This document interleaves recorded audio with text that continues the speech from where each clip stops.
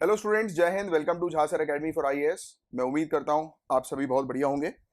तो हम लोग डिस्कस करने वाले हैं 31 जुलाई 2023 के मोस्ट इंपॉर्टेंट करंट अफेयर्स, जो आपके सिविल सर्विसेज में आपको काफ़ी ज़्यादा हेल्प करेंगे। और जो भी चीज़ हम लोग कवर अप कराते हैं वही चीज़ एग्जामिनेशन में जो है वो पूछी जाएंगी, और इस चीज़ की हम गारंटी भी देते हैं। और आपको हमारे कोर्सेज को ज्वाइन करना है तो आप इस नंबर पर जो है वो कांटेक्ट कर सकते हैं कोर्सेज को ज्वाइन करने के लिए। और नीचे वीडियो के डिस्क्रिप्शन पर टेलीग्राम का एक चैनल आपको मिल जाएगा, उसको ज्वाइन कर लीजिए। तो लेक्चर की सभी अपडेट्स जो है वो हम वहाँ पर प्रोवाइड करा देते हैं। तो चलिए बिना देरी किए हम लोग सेशन को जो है वो स्टार्ट करते हैं। तो पहला हमारा टॉपिक जो है वो सेमीकॉन इंडिया 2023 का टॉपिक है। तो हमारे ऑनरेबल प्राइम मिनिस्टर ने अभी रिसेंटली उद्घाटन किया है सेमीकॉन इंडिया 2023 का। कहां पर? गुजरात के अंदर किया है। ये फैक्ट आप ध्यान में रखिएगा। इंडिया का पोटेंशियल है कि इंडिया को जो है वो एक ग्लोबल सेमीकंडक्टर हब बनाना है। बेसिकली सेमीकंडक्टर जो होते हैं ना, वो इलेक्ट्रॉनिक्स में उपयोग किए जाते हैं। जैसे कि कोविड-19 के समय पर आप लोगों ने नोटिस किया होगा कि सेमीकंडक्टर की बहुत ज्यादा शॉर्टेज जो है वो चल रही थी। और इलेक्ट्रॉनिक्स में सेमीकंडक्टर चिप्स की बहुत ज्यादा रिक्वायरमेंट होती है। बिना सेमीकंडक्टर चिप के इलेक्ट्रॉनिक बेकार, किसी काम का नहीं। वो सब कुछ जो भी है इलेक्ट्रॉनिक्स की फील्ड में वो सेमीकंडक्टर ही है। तो अब उसकी मैन्युफैक्चरिंग जो है वो इंडिया में की जाएगी। तो उसके लिए सेमीकॉन इंडिया 2023 हम लोग को देखने को मिला, राइट। अब ये सेमीकॉन इंडिया है क्या? तो हर साल ये कॉन्फ्रेंस हम लोग को जो है वो देखने को मिलती है। एनुअल कॉन्फ्रेंस है जिसको ऑर्गेनाइज किया जाता है इंडिया सेमीकंडक्टर मिशन के द्वारा, आईएसएम के द्वारा। इसका प्राइमरी यानी कि मेन ऑब्जेक्टिव ये होता है कि हम लोग को सेमीकंडक्टर इंडस्ट्री को जो है वो प्रमोट करना है, ग्रो करवाना है। इसके ऑब्जेक्टिव क्या है? तो इसके अंदर हमारी केपेबिलिटी सेमीकंडक्टर डिजाइन में, मैन्युफैक्चरिंग में कितनी अच्छी है, तो उसको जो है वो दिखाया जाता है, राइट। तो सेमीकंडक्टर्स क्या होते हैं? मैंने आपको ऑलरेडी बता दिया कि electrical properties, unique electrical properties इनमें होती है। ये इलेक्ट्रॉनिक डिवाइस की मैन्युफैक्चरिंग में जो है वो इंपॉर्टेंट रोल जो है वो प्ले करते हैं। अब मैं थोड़ा सा आपको इंडिया सेमीकंडक्टर मिशन के बारे में बताऊं तो ये मिशन हमने लॉन्च किया था 2021 में। और ये मिशन किस मिनिस्ट्री के अंदर आता है? कभी कभी ये क्वेश्चन आपसे पूछा जा सकता है। तो ministry of electronics and information technology, right. तो ये फैक्ट आपको थोड़ा सा ध्यान में रखना है। इलेक्ट्रॉनिक्स और आईटी मंत्रालय के अंडर ही आता है मिशन, राइट। तो ये फैक्ट आप ध्यान में रखिएगा। इसका ऑब्जेक्टिव यही है कि हम कंपनीज को जो है वो क्या प्रोवाइड कराते हैं इस मिशन के थ्रू? फाइनेंशियल सपोर्ट, यानी उनको पैसा देते हैं जिससे कि कंपनीज जो है वो इन्वेस्ट करें सेमीकंडक्टर्स में, डिस्प्ले मैन्युफैक्चरिंग में, डिजाइन इकोसिस्टम में, राइट। तो ये फैक्ट आप थोड़ा सा ध्यान में रखिएगा। इसके अलावा ये स्कीम जो है, इसके तहत हम लोग सेमीकंडक्टर फैब्स और डिस्प्ले फैब्स जो है वो इंडिया के अंदर स्टैब्लिश करते हैं और उनको फाइनेंशियल सपोर्ट जो है वो प्रोवाइड कराते हैं, यानी कि फिस्कल सपोर्ट जो है वो प्रोवाइड कराते हैं। यानी कि जो भी कंपनी जो है वो सेमीकंडक्टर मैन्युफैक्चरिंग करने में इन्वॉल्व होती है तो उसको हम लोग जो है फाइनेंशियल सपोर्ट जो है प्रोवाइड कराते हैं। तो इंडिया को आज की डेट में क्यों आवश्यकता है सेमीकंडक्टर इंडस्ट्री की? तो ये देखो आज की डेट में बहुत ज्यादा इंपॉर्टेंट है, क्योंकि इलेक्ट्रॉनिक्स हर जगह है। आने वाला फ्यूचर भी इलेक्ट्रॉनिक्स से ही रिलेटेड है, जैसे आर्टिफिशियल इंटेलिजेंस हो गया, राइट। तो ये सब चीजें और मेनली जो है ये हम लोग को देखने को मिलते हैं। ये इंटीग्रेटेड सर्किट जो होते हैं, जिनको माइक्रोचिप्स हम लोग जो है वो कहते हैं, ये बेसिकली सिलिकॉन और जर्मेनियम के बने होते हैं। ये फैक्ट आप थोड़ा सा ध्यान में रखना, ये इंपॉर्टेंट फैक्ट है। इंडिया का सेमीकंडक्टर कंजम्पशन ये बताया जा रहा है कि 2026 तक 80 बिलियन यूएस डॉलर हम अचीव करेंगे और 2030 तक 110 बिलियन यूएस डॉलर हम अचीव करेंगे। इतना हमारे पास पोटेंशियल है। और आज की डेट में ये सब चिप्स जो है वो मैन्युफैक्चर होती हैं United states, Taiwan, south Korea, Japan, Netherlands, including China also. और भी दूसरे कुछ इनिशिएटिव्स हैं जो सेमीकंडक्टर से रिलेटेड है, जैसे semiconductor laboratory modernisation, support for compound semiconductors, production linked incentive scheme, जिसके बारे में कई बार जो है आप लोगों ने पढ़ा होगा। फिर एक है modified electronics manufacturing cluster scheme. तो ये टॉपिक है सेमीकंडक्टर से रिलेटेड, जिसको आपको एक थोड़ा सा ध्यान रखना है। नेक्स्ट जो हमारा टॉपिक है जिसमें बात की जा रही है आरबीआई डीपीआई के बारे में, यानी कि डिजिटल पेमेंट्स इंडेक्स के बारे में। ये इंडेक्स मतलब सूचकांक होता है। तो आरबीआई का एक डेटा सामने आया है जिसके थ्रू बताया जा रहा है कि इंडिया के अंदर डिजिटल पेमेंट्स काफी ज्यादा जो है वो बढ़ गया है। हर साल हम लोग को 13% की ग्रोथ जो है वो देखने को मिल रही है। और आरबीआई का डिजिटल पेमेंट इंडेक्स यानी कि आरबीआई डीपीआई जो है, ये लगभग बताया जा रहा है कि 395 कंपेयर टू 377 हम लोग को जो है वो देखने को मिला सितंबर 2022 में। यानी कि इंडेक्स जो है वो हमारा काफी अच्छा जो है वो ग्रो कर रहा है।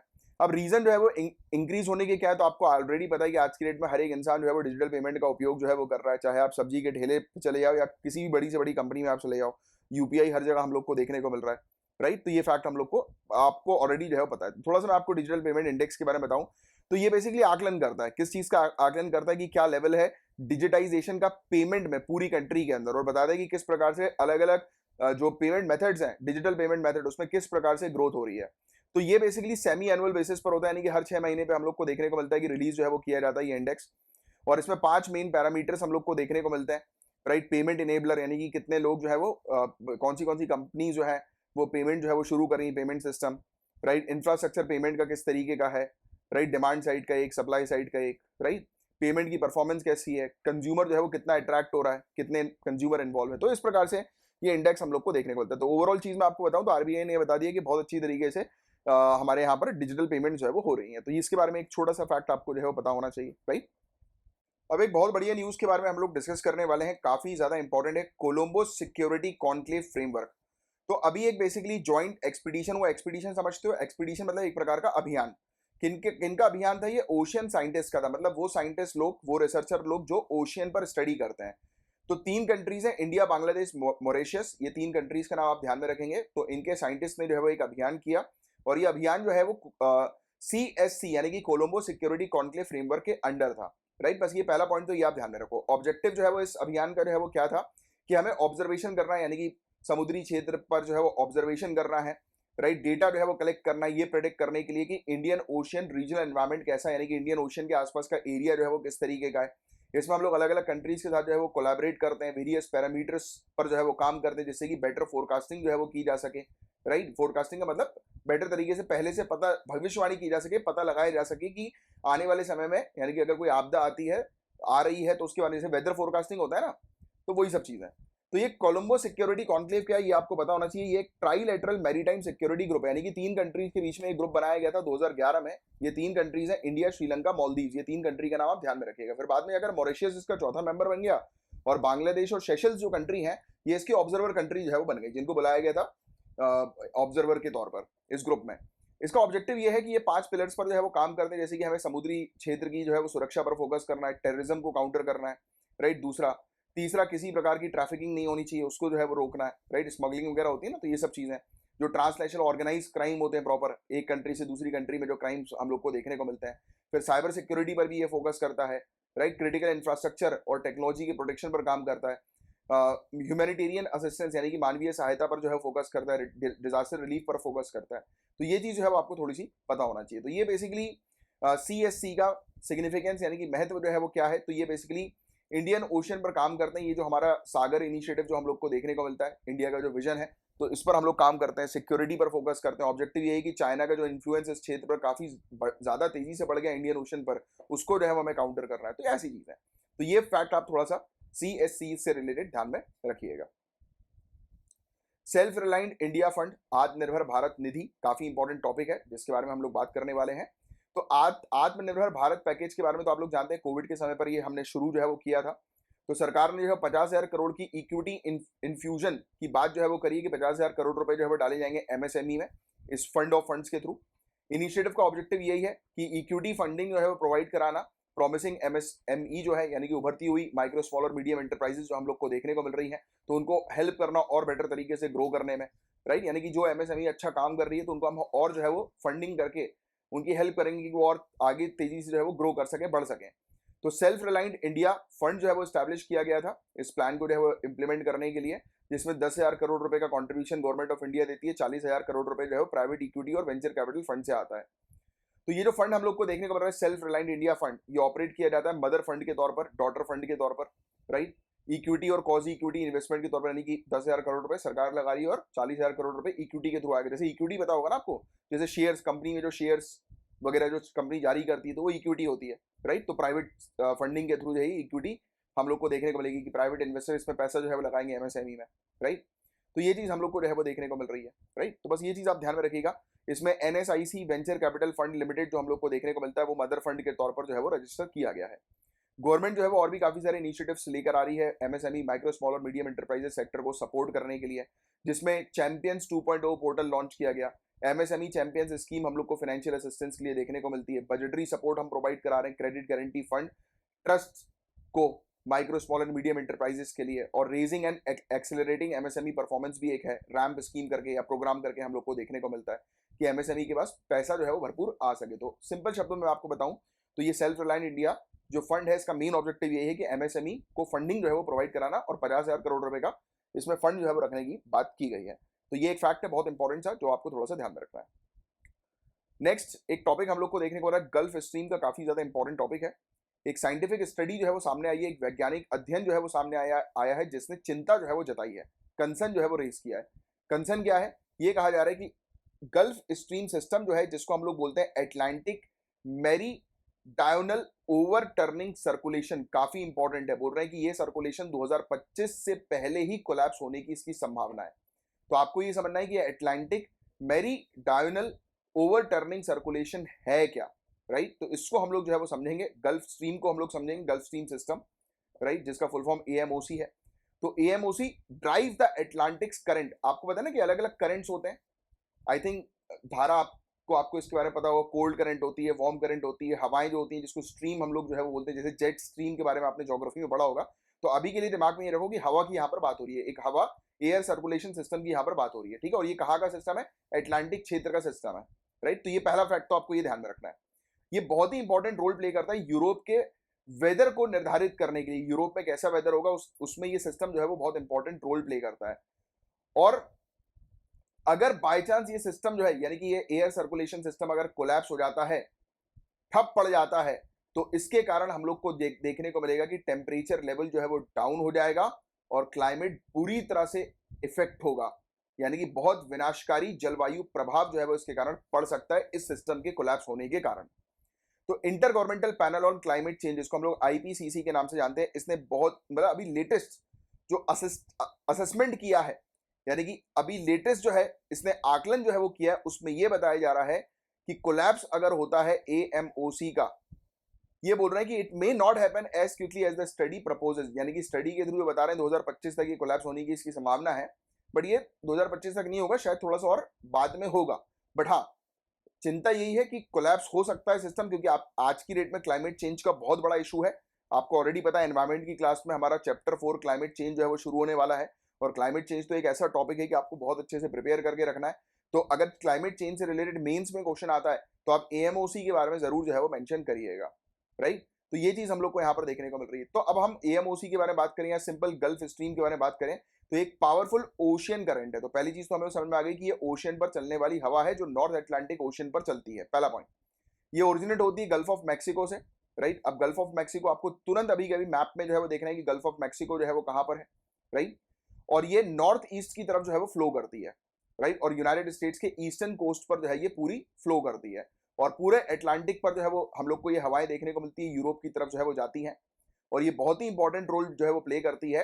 बेसिकली ऑब्वियस ही बात है कि हवाई जो होती है वो टेम्परेचर लेवल जो है वो डिसाइड करती है। पूरे क्लाइमेट जो है या वेदर सिस्टम जो है वो एयर सर्कुलेशन के थ्रू ही होता है। आपने ज्योग्राफी में पढ़ा होगा, राइट। और नहीं पढ़ा तो आपको एनसीईआरटी बहुत अच्छे से पढ़ना है। तो ये चीज आप ध्यान में रखिएगा। और एएमओसी जो है वो एक लार्ज सिस्टम हम लोग को ओशियन करंट का देखने को मिलता है। ये अटलांटिक ब्रांच है ओशियन कन्वेयर बेल्ट की, जिसको हम लोग थर्मो हेलाइन सर्कुलेशन टीएचसी के नाम से जानते हैं, जो डिस्ट्रीब्यूट करती है हीट को और न्यूट्रिएंट्स को पूरे दुनिया भर के ओशियन बेसिन में।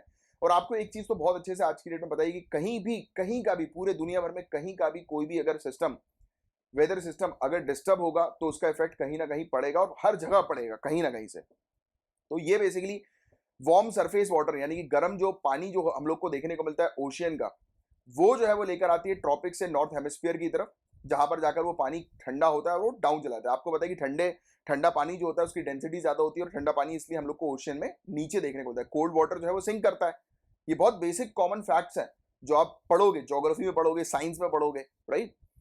और फिर बाद में जाकर फिर वापस ट्रॉपिक्स पे जो है वो चला जाता है, फिर साउथ अटलांटिक के पास जो है वो चला जाता है, राइट। फिर वो दूसरे पूरे ओशियन में जो है वो डिस्ट्रीब्यूट हो जाता है एंटार्क्टिक सरकमपोलर करंट के थ्रू। तो अलग अलग प्रकार के करंट्स होते हैं, हॉट करंट, कोल्ड करंट, तो उसी का ये हिस्सा हम लोग को जो है वो देखने को मिलता है। और एसीसी जो है एंटार्क्टिक सरकमपोलर करंट, जिसको हम लोग बोलते हैं, ये बहुत ही इंपॉर्टेंट करंट हम लोग को सदर्न ओशियन पर देखने को मिलता है। और इकलौता करंट जो हम लोग को देखने को मिलता है जो पूरे दुनिया भर में फ्लो करता है। वेरी इंपॉर्टेंट पॉइंट, ये चीज प्रीलिम्स में आ सकती है, क्वेश्चन आएगा कौन सा इकलौता ऐसा करंट है, कौन सी ऐसी इकलौती धारा है जो पूरे दुनिया भर में जो है वो फ्लो करती है, तो वो है एसीसी, एंटार्क्टिक सरकमपोलर करंट। ये फैक्ट आप ध्यान में रखिएगा, काफी इंपॉर्टेंट फैक्ट है ये, ठीक है। तो ये गल्फ स्ट्रीम का एक छोटा सा टॉपिक था जिसके बारे में एक आपको अच्छी जानकारी होनी चाहिए। अब देखिए, क्वेश्चन प्रीलिम्स में आपसे डायरेक्टली जो है पूछा जा सकता है। क्वेश्चन आएगा कि पारकरचेक ग्लेशियर जो है वो कहां पर है। तो पारकरचेक ग्लेशियर जो है वो लद्दाख में है। एक नई स्टडी जो है वो कंडक्ट करी है साइंटिस्ट ने, वादिया इंस्टीट्यूट ऑफ हिमालयन जियोलॉजी के, और उसमें ये बताया गया है कि यहाँ पर इस ग्लेशियर में चेंजेस आ रहे हैं। तो ऑब्वियसली बात है, ग्लेशियर मेल्ट से रिलेटेड ये टॉपिक है। आपको पता है कि टेम्परेचर लेवल राइज हो रहा है, ग्लेशियर जो है वो मेल्ट हो रहे हैं। रिसर्च ने ये एस्टिमेट किया है कि सरफेस आइस वेलोसिटी जो ग्लेशियर की है, इसमें 28% का रिडक्शन हम लोग को जो है वो देखने को मिला है, राइट। 1999 से लेकर 2000 और 2020 और 21 के बीच में 28% का रिडक्शन हुआ है ग्लेशियर में। और बताया जा रहा है कि अगर ग्लेशियर जो है वो इसी प्रकार से जो है वो उसका तुरंत पिघलता रहा, तो ये बताया जा रहा है कि 3 लेक्स जो है, प्रेडिक्ट ये किया गया 3 लेक्स यानी कि 3 झीलें जो है वो अलग अलग साइज की जो है वो बन सकती हैं, क्योंकि ऑब्वियसली बात है कि पानी जो है वो ग्लेशियर से जो है वो निकलेगा तो लेक्स जो है वो बनेंगी वहां पर। और 2 मेन रीजन जो है वो रैपिड मेल्टिंग के जो है वो क्या बताए जा रहे हैं, एक तो ग्लोबल वार्मिंग जिसके बारे में आपको ऑलरेडी पता है कि टेम्परेचर लेवल जो है वो राइज होता जा रहा है, और दूसरा हम लोग को देखने को मिल रहा है दूसरे ग्लेशियर के कंपैरिजन में ये लो एल्टीट्यूड में यानी कि कम ऊंचाई पर हम लोग को देखने को मिल रहा है। तो ग्लेशियर के बारे में अगर हम लोग बात करें तो ये जो ग्लेशियर है पैराचिक ग्लेशियर है, पराचिक ग्लेशियर जिसको हम लोग बोलते हैं, ये बेसिकली लद्दाख कारगिल वाले क्षेत्र पर है, राइट। और बहुत भारी मात्रा में आइस जो है वो स्लोली स्लोली जो है वो मूव कर रही है ननकुन स्लोप्स की तरफ, और ये आइस मास जो है ये सुरू रिवर में जो है वो फ्लो कर जाएगा। तो आपको यहाँ पर सुरू रिवर कहाँ पर है ये पता होना चाहिए, राइट। और ये one of the largest glacier है सुरू रिवर वैली के अंदर। तो क्वेश्चन ये भी बन सकता है सुरू रिवर वैली जो है वो कहाँ पर है, तो आंसर क्या लिखकर बताओगे, कमेंट बॉक्स पर लिखकर बताओ। और ये 53 स्क्वायर किलोमीटर का एरिया जो है वो कवर करती है और 14 किलोमीटर लंबी है सुरू नदी, सुरू रिवर वैली आप कह सकते हो। और ये जांस्कर रेंज का जो है वो पार्ट है जो कि वेस्टर्न हिमालयस में हम लोग को देखने को मिलता है। तो ये फैक्ट थोड़ा सा ध्यान में रखना, प्रीलिम्स के लिए काफी इंपॉर्टेंट है। अब एक इंपॉर्टेंट रिपोर्ट के बारे में हम लोग चर्चा करेंगे, state of climate in Asia 2022 report, जिसको किसने रिलीज किया है, WMO यानी कि वर्ल्ड मेट्रोलॉजिकल ऑर्गेनाइजेशन ने इसको रिलीज किया है। वेरी इंपॉर्टेंट पॉइंट, विश्व मौसम विज्ञान संगठन ने इसको रिलीज किया है और ये बताया है कि एशिया सबसे खतरनाक एरिया है डिजास्टर के मामले में। इसके अलावा अगर मैं आपको थोड़ा सा रिपोर्ट के बारे में बताऊं तो WMO regional state of climate reports की एक रिपोर्ट हम लोग को देखने को मिलती है, जिसको रिलीज किया गया एक मीटिंग के दौरान, जो यूनाइटेड नेशन ESCAP यानी कि economic and social commission for Asia and Pacific committee की एक मीटिंग हुई थी डिजास्टर रिस्क रिडक्शन के ऊपर, तो उस दौरान इसको रिलीज किया गया। मैं आपको थोड़ा सा UN एस्केप के बारे में बताऊं तो इसका हेडक्वार्टर बैंकॉक में है और उसका गठन 1947 में हुआ था। 5 रीजनल कमीशन है जो United nation economic and social council के अंडर आते हैं, उनमें से ये एक है। इस रिपोर्ट ने ये बताया कि लगभग 5 करोड़ से भी ज्यादा लोग डायरेक्टली जो है अफेक्ट हुए हैं 81 वेदर, क्लाइमेट और वाटर रिलेटेड डिजास्टर के कारण जो एशिया में हुआ था 2022 में, यानी कि सन 2022 में 81 ऐसी घटनाएं हुई, ऐसी इवेंट हुई, चाहे आप वो वेदर से रिलेटेड इवेंट की बात कर लो, मौसम से रिलेटेड, चाहे जलवायु की बात कर लो, क्लाइमेट की बात कर लो, या पानी संबंधी आपदाओं की बात कर लो, तो उसमें 5 करोड़ से भी ज्यादा लोग डायरेक्टली अफेक्ट हुए हैं और इनडायरेक्टली तो न जाने कितने हैं। और हालांकि ये बताया जा रहा है कि 2021 और 22 में उन्होंने कंपेयर किया तो ये बताया कि 2021 में जो है वो ज्यादा आपदाएं हुई थी कंपेयर टू 2022, और ये चीज हम लोग को देखने को मिल रही है। डैमेज जो है वो काफी ज्यादा हुआ है, इकोनॉमिक डैमेज, लोग काफी अफेक्ट हुए हैं, काफी सारे लोगों की जान गई है। एग्जाम्पल के तौर पर रिपोर्ट में ये बताया कि 5880 के आसपास एशियंस की मृत्यु हुई थी नेचुरल डिजास्टर के कारण 2022 में, जो कि 2021 के कंपैरिजन में 55% ज्यादा है। मतलब अगर मैं डिजास्टर इवेंट्स की बात करूं तो 2021 और 22 के कंपैरिजन में 22 में डिजास्टर इवेंट कम हुए हैं, बट लोगों की जान जो है वो ज्यादा गई है। इकोनॉमिक जो लॉस हुआ है या डैमेज हुआ है वो भी काफी ज्यादा हम लोग को देखने को मिला है, और पाकिस्तान में ये सबसे ज्यादा डैमेज हम लोग को जो है वो देखने को मिला है। तो ये एक रिपोर्ट थी काफी ज्यादा इंपॉर्टेंट, जिसको आपको थोड़ा सा ध्यान में रखना है। अब थोड़ी सी एक और चीज हम लोग को देखने को मिल रही है, न्यूज जो है वो सामने आई है, जिसमें ये बताया जा रहा है कि आपको पता है कि आज की डेट में सूखे की स्थिति और बाढ़ की स्थिति कितनी ज्यादा, बाढ़ के तो केसेस कितने ज्यादा हम लोग को देखने को मिले हैं। तो रिपोर्ट ये बता रही है कि इकोनॉमिक लॉसेस जो हुए हैं, यानी कि जो आर्थिक नुकसान जो हुआ है फ्लड के कारण, तो वो बढ़ गया है। पिछले 20 सालों में हम लोग को देखने को मिला कि बाढ़ के कारण आर्थिक नुकसान काफी ज्यादा हो गया है, राइट। पाकिस्तान में सबसे ज्यादा नुकसान 15 बिलियन US डॉलर से ज्यादा हुआ, चाइना के अंदर 5 बिलियन US डॉलर से ज्यादा, इंडिया के अंदर 4.2 बिलियन US डॉलर से ज्यादा। इकोनॉमिक लॉस जो है वो सूखे से जो रिलेटेड है, राइट, मेनली चाइना में सूखे की स्थिति काफी ज्यादा हम लोग को देखने को मिली, राइट। तो ये फैक्ट हम लोग को यहाँ पर देखने को मिल रहा है। तो एशिया की बात करें तो एशिया में सबसे ज्यादा, सबसे लार्जेस्ट लैंड मास एशिया के पास है, आपको इसके बारे में ऑलरेडी पता है, राइट। और बहुत तेजी से एशिया जो है वो गर्म हो रहा है ग्लोबल एवरेज के कंपैरिजन में। 2022 में एस्टिमेटेड मीन टेम्परेचर एशिया में हम लोग को 0.73 डिग्री सेल्सियस से ऊपर जो है वो देखने को मिला, बढ़ गया। 1991 और 2000 के पीरियड के बारे में हम लोग एवरेज की बात करें तो एवरेज में बढ़ गया, यानी कि एशिया जो है वो बताया जा रहा है कि काफी ज्यादा गर्म कॉन्टिनेंट हम लोग को देखने को मिल रहा है। आज की डेट में दुनिया भर में आइस शीट जो है वो मेल्ट हो रही है, ग्लेशियर्स मेल्ट हो रहा है, सी लेवल जो है वो राइज हो रहा है, तो ऑब्वियस ही बात है कि फ्यूचर में स्थिति जो है वो और ज़्यादा खराब हो सकती है। तो क्लाइमेट चेंज के पॉइंट ऑफ व्यू से काफ़ी इंपॉर्टेंट ये रिपोर्ट हम लोग को देखने को मिल रही है। नॉर्थ ईस्ट इंडियन ओशियन की बात करें और वेस्टर्न ट्रॉपिकल पैसिफिक ओशियन सी लेवल की बात करें तो ये राइज हो रहा है 4 मिलीमीटर पर ईयर के रेट से, राइट। तो ये वाला फैक्ट जो है वो आप लिख सकते हो अपने मेंस के आंसर में। एक्सपेक्टेड इंक्रीज जो हम लोग को फ्रीक्वेंसी में और सीवियरिटी में देखने को मिल रही है एक्सट्रीम इवेंट्स की, वो एशिया में काफ़ी ज़्यादा है, राइट। और ये एग्रीकल्चर को बुरी तरह से अफेक्ट करेगी, चाहे वो बाढ़ हो चाहे वो सूखा पड़ेगा, एग्रीकल्चर उसमें अफेक्ट हो गई होगा। और एग्रीकल्चर अफेक्ट होगा तो लोगों को खाना नहीं मिलेगा, हंगर की प्रॉब्लम हम लोग को देखने को मिलेगी। 25% से भी ज़्यादा सभी क्लाइमेट रिलेटेड लॉस और डैमेज जो है वो एग्रीकल्चर सेक्टर से रिलेटेड होते हैं। तो ये फैक्ट भी आप थोड़ा सा ध्यान में रखिएगा, राइट। तो ये चीज़ है जिसको आपको थोड़ा सा जो है वो ध्यान में रखना है, फोकस करना है। अब बात करेंगे हम लोग resource efficiency circular economy industrial coalition के ऊपर। तो गाइस देखो, सर्कुलर इकोनॉमी का टॉपिक काफी ज्यादा इंपॉर्टेंट है। आज की डेट में हम लोग सर्कुलर इकोनॉमी पर बहुत फोकस करते हैं। मैं सिंपल शब्दों में आपको बताऊं कि सर्कुलर इकोनॉमी क्या होती है। तो 4R का प्रिंसिपल दिमाग में रखना हमेशा। 4R का मतलब देखो, कोई भी अगर सामान है, हमें आज की डेट में जो है वो रिसाइकलिंग पर फोकस करना है। बट जब आप मेंस का आंसर लिखोगे तो आप पहले क्या लिखोगे कि कोई भी ऐसा सामान अगर हम यूज करें तो पहले उसका कम से कम पहले तो रिफ्यूज कर दें। मतलब कोई भी ऐसा आइटम जो है जो कि इस एनवायरमेंट के लिए अच्छा नहीं है, रिसाइकलेबल नहीं है, तो हम उसको रिफ्यूज करें। तो पहला पॉइंट रिफ्यूज, पहला आर रिफ्यूज की मना करना है। दूसरा आर, चलो हमने कोई सामान ले लिया तो उसका बार बार उपयोग करें, यानी कि रीयूज, ठीक है। फिर तीसरा आर, एक हो गया रिफ्यूज हो गया, एक रीयूज हो गया। फिर हम लोग को तीसरा आर जो है वो क्या देखने को मिलता है, रिफ्यूज, रिड्यूस, रिड्यूस, अच्छा रीयूज। और फिर तीसरा आर रिड्यूस, कि हम कम से कम जो है वो उपयोग करें। ये सेकंड नंबर पे आएगा, सॉरी। पहले नंबर पर जो आएगा रिफ्यूज, मना कर दो। दूसरे नंबर पर अगर उपयोग करना है तो कम से कम करो, रिड्यूस।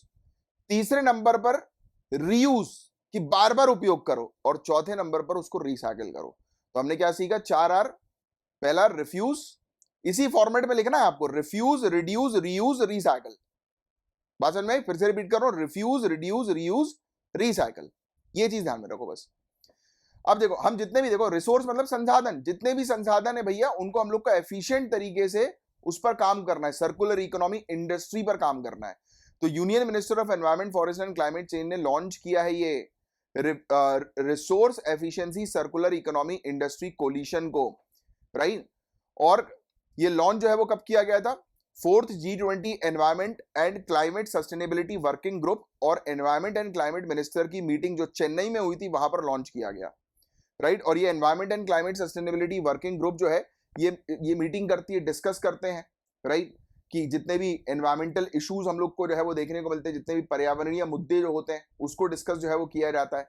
फिर फोकस किया जाता है कि सभी कंट्रीज जो है वो ग्लोबल लेवल पर आकर कोलैबोरेट करें, राइट, कि हम एक सस्टेनेबल और रेजिलियंट फ्यूचर जो है वो बनाएं, एक स्थायी भविष्य जो है उसकी दिशा में हम लोग जो है वो काम करें। तो इस पर फोकस किया जाता है। तो इसके मेंबर्स की हम लोग बात करें तो as many as 39 multinational corporation, यानी कि मल्टीनेशनल कंपनीज, किन सेक्टर्स की, जैसे कि स्टील सेक्टर हो गया, एफएमसीजी सेक्टर हो गया, इलेक्ट्रॉनिक्स हो गया, ये एक साथ मिलकर आई और इन्होंने ज्वाइन कर लिया इस पर्टिकुलर, जिसके बारे में अभी हम लोग बात कर रहे हैं। किसके बारे में बात कर रहे हैं, resource efficiency circular economy industry collaboration, right. तो ये फैक्ट आप थोड़ा सा ध्यान में रखिएगा। और हमने संकल्प लिया, यानी कि इन सभी लोगों ने मिलकर संकल्प लिया कि अब ये रिसोर्स एफिशिएंसी पर काम करेंगे, यानी कि अपने जितने भी माल का उपयोग कर रहे हैं कोई भी चीज बनाने के लिए, मैन्युफैक्चरिंग के लिए, उसका एफिशिएंट तरीके से उपयोग करेंगे और सर्कुलर इकोनॉमी प्रिंसिपल पर फोकस करेंगे। क्योंकि मतलब जैसे कि आपको देखने को मिल रहा है कि वेस्ट बहुत ज्यादा जनरेट हो रहा है ना, तो भाई वेस्ट कम से कम जनरेट करो, बार बार रीयूज, रिसाइकल, इन सब प्रैक्टिस पर जो है फोकस करो, राइट। तो ये है क्या, RECEIC। तो ये बेसिकली एक कंसेप्ट हम लोग को देखने को मिलता है इंडिया की G20 प्रेसिडेंसी में सामने आया। बहुत इंपॉर्टेंट पॉइंट है ये। इसका ऑब्जेक्टिव यही है कि हम इंडस्ट्रीज को जो है फोकस करें, इंडस्ट्रीज के ऊपर, क्योंकि अल्टीमेटली मैन्युफैक्चरिंग कौन करती है, इंडस्ट्रीज करती हैं। तो हम उनको बताएं कि भैया आप जो भी प्रोडक्ट बनाओगे आप एफिशिएंट तरीके से बनाओ और सर्कुलर इकोनॉमी पर फोकस करो, राइट। तो ये चीज हम लोग को देखने को मिलती है। इसमें हम लोग अलग अलग कंट्रीज के साथ कोलैबोरेट कर रहे हैं, राइट। तो ये सब चीज है, बस ये चीज बस दिमाग में रखो, बाकी और कुछ नहीं है इस पर्टिकुलर टॉपिक के अंदर, ये छोटी सी चीज है, राइट। अब जैसे हमारे और भी इंडियन गवर्नमेंट ने सर्कुलर इकोनॉमी को प्रमोट करने के लिए और प्रयास किए, जैसे ई वेस्ट मैनेजमेंट रूल 2016 हम लोग को देखने को मिलता है कि इलेक्ट्रॉनिक वेस्ट जो है उसको कम से कम हम लोग को जो है वो करना है। फिर हम plastic waste management amendment rule लेकर आए 2022 के लिए। इसमें हमने extended producer responsibility guideline establish करी। क्या होता है ये एक्सटेंडेड प्रोड्यूसर रिस्पॉन्सिबिलिटी, जैसे कि फॉर एग्जाम्पल मैं एक मैन्युफैक्चरर हूँ, मैं एक प्रोड्यूसर हूँ, तो मैं क्या बोलूंगा, भैया ये मेरी जिम्मेदारी होगी कि मेरे कारण, मेरे प्रोडक्ट के कारण जितना भी मार्केट में वेस्ट गया ये मैं ही कलेक्ट करूंगा। मतलब एक कंपनी जो है जितना मार्केट में वेस्ट या जितने प्रोडक्ट्स रिलीज कर रही है और उस प्रोडक्ट से होने वाले जितने भी वेस्ट हो रहे हैं, ये इसकी रिस्पॉन्सिबिलिटी है कि वो उस वेस्ट को रिकलेक्ट करे, राइट। तो ये फैक्ट आप थोड़ा सा ध्यान में रखिएगा। देखो लिखा भी होगा इसमें कि इसके तहत 2.6 मिलियन टन वर्थ के ईपीआर सर्टिफिकेट जो है वो जारी किए गए, जनरेट किए गए प्लास्टिक वेस्ट प्रोसेसर्स के द्वारा, और अराउंड 1.51 मिलियन टन इन सर्टिफिकेट्स का जो है वो परचेज किया गया प्रोड्यूसर इंपोर्टर ब्रांड ओनर्स के द्वारा, राइट। यानी कि वही वेस्ट को रिकलेक्ट करने के लिए। फिर स्वच्छ भारत मिशन अर्बन 2.0 हम लोग लेकर आए, जिसमें हम लोग को फोकस जो है वो किस पे करना है कि भाई जिस क्षेत्र पर, अब आज की डेट में हम लोग देखते हैं ना कि डस्टबिन जो होते हैं, गीला कचरा जो है वो किस में जाएगा, बताओ जरा कौन से कलर के डस्टबिन है। ग्रीन कलर का डस्टबिन एक हम लोग को देखने को मिलता है, ब्लू कलर का देखने को मिलता है, एक रेड कलर का, एक ब्लैक कलर का है, राइट। बताओ इन सब डस्टबिन के जो है वो क्या क्या वो है ऑब्जेक्टिव, कि हरा डस्टबिन मतलब उसमें आप कौन सी चीज डालोगे, नीले डस्टबिन में कौन सी चीज डालोगे, काले में कौन सी डालोगे, लाल में कौन सी डालोगे, बताओ। इसमें 3R प्रिंसिपल लिखा हुआ है, बट मैंने आपको 4R प्रिंसिपल समझाया जो कि आपको मेंस में उपयोग करना है। क्योंकि देखो क्या होता है, न्यूज में काफी सारी चीजें हैं, बट मैं आप लोग को जो चीजें जो है वो पढ़ा रहा हूँ, बता रहा हूँ, मैं रिकलेक्ट करके पूरी चीज आपके सामने जो है वो रखता हूँ। और भी अगर आपको कोई पॉइंट्स दिमाग में आ रहे हैं तो आप वो पॉइंट्स भी नीचे कमेंट बॉक्स पर लिखें, राइट। अपने आप को बेसिकली आपको स्ट्रांग बनाते चलना है, दैट्स इट, राइट। और challenges for circular economy in India, तो हमारी कंट्री के अंदर क्या क्या प्रॉब्लम्स हैं सर्कुलर इकोनॉमी को लेकर। तो इंडस्ट्रीज जो है वो ये सर्कुलर इकोनॉमी इतनी आसानी से अडॉप्ट नहीं कर रही है, क्योंकि ऑब्वियस सी बात है कि उनके पास भी बड़ी सारी प्रॉब्लम्स है, राइट। उनका बेसिकली आज की डेट में सरकार की तरफ से भी बहुत कम इंसेंटिव्स हम लोग को देखने को मिलता है रिसाइकलिंग की फील्ड में इन्वेस्ट करने के ऊपर या रीमैन्युफैक्चरिंग प्रोसेस के ऊपर, राइट। बहुत सारी चीजें हैं, क्योंकि हर कोई पैसे लगाना नहीं चाहता ना यार। और इंडिया की करंट इंफ्रास्ट्रक्चर जो है वो इतनी एक्यूप्ड नहीं है, हमारे पास उतना बेटर इंफ्रास्ट्रक्चर नहीं है, राइट, तगड़ा, कि हम रिसाइकिल प्रॉपर तरीके से कर सके। तो इन सब चीजों पर हम लोग को जो है वो ध्यान देने की बहुत ज्यादा आवश्यकता है, राइट।